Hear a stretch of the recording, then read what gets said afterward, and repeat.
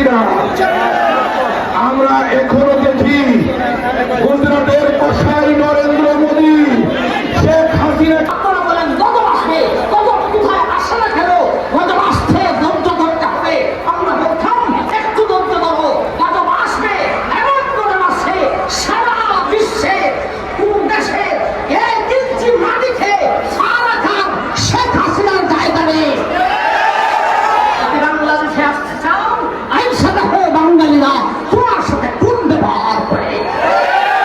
12 বছর ভারতে থাকো, তোমারও জামাই নাই, মোদিরও বউ নাই। আমার ভাইজান, আমরা এখন লাগামুক্ত হতাম চাই। আমি খেলাফত মজলিসে ডুব দিয়েছি, আমার জীবনী আছে। বাংলাদেশ খেলাফত মজলিসে আমি যুক্ত